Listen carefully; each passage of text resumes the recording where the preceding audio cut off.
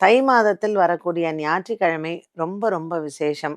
என்ன காரணம் அப்படின்னு கேட்டிங்கன்னா, இது உத்தராயண புண்ணிய காலத்தில் முதல் மாதம். அதுவும் இந்த தை பிறந்து இதான் முதல் ஞாயிற்றுக்கிழமை. ஸோ இந்த நம்ம தை மாசம் மாசப்பிறப்புல பித்ருக்கள் காரியங்கள் செய்யல.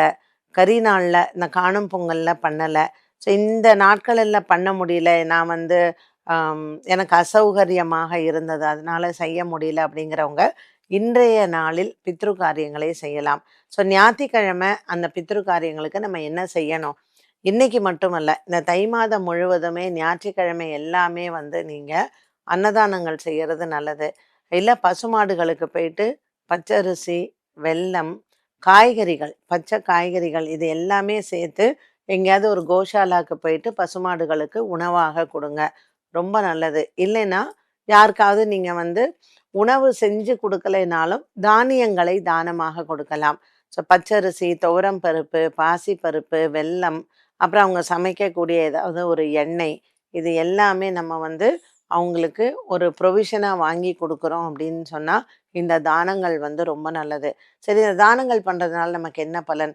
நம்ம பித்ருக்களுக்காக நம்ம பண்றோங்கிறது யாருக்கோ எதுக்கு நம்ம வந்து ப்ரொவிஷன்லாம் நம்ம வாங்கி குடுக்குறோம் அப்படின்னா, ஒரு கிரகத்திற்கும் நம்ம ஒரு தானியங்கள் நம்ம சொல்றோம் இல்லையா?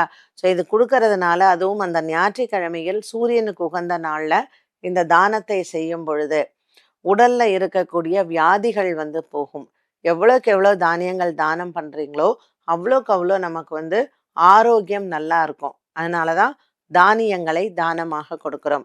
ஸோ உடல் ஆரோக்கியத்திற்கு நல்லது. 2வது, நம்ம ஏதோ தெரிஞ்சோ தெரியாமலேயோ நம்ம முன்னோர்கள் பாவம் பண்ணியிருப்பாங்க. இல்ல நம்ம ஏதாவது ஒரு ஜென்மத்தில் அந்த பாவத்துல பங்கெடுத்திருப்போம்.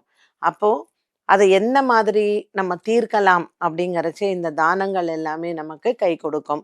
அப்ப நம்ம கொடுக்கக்கூடிய எண்ணெய் வகைகள், ஒரு நல்லெண்ணெய் குடுக்குறோம். இல்ல எப்பவுமே தானத்துல குடுக்கறச்சே நல்லெண்ணெய் குடுங்க. இல்ல நெய்யா குடுங்க.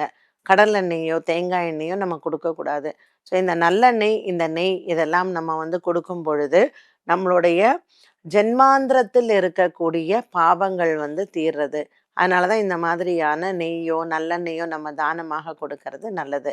ஸோ முடிஞ்ச வரைக்கும் புளி, உப்பு, மொளகா இத நம்ம குடுக்க வேண்டாம். மத்தபடி அரிசி, பருப்பு, எண்ணெய், நெய் இத குடுத்தாலே நம்மளுடைய பாவங்கள் தீரும். அ இந்த ஜென்மாந்திரத்தில் இருக்கக்கூடிய நோய் அப்படின்னு சொல்றோம் இல்லையா? பரம்பரையா எங்களுக்கு இந்த நோய் இருக்கு அப்படிங்கிறோம். இதெல்லாம் வந்து இந்த ஜென்மாந்திரத்தில் இருக்கக்கூடிய நோய்கள் தீரும்.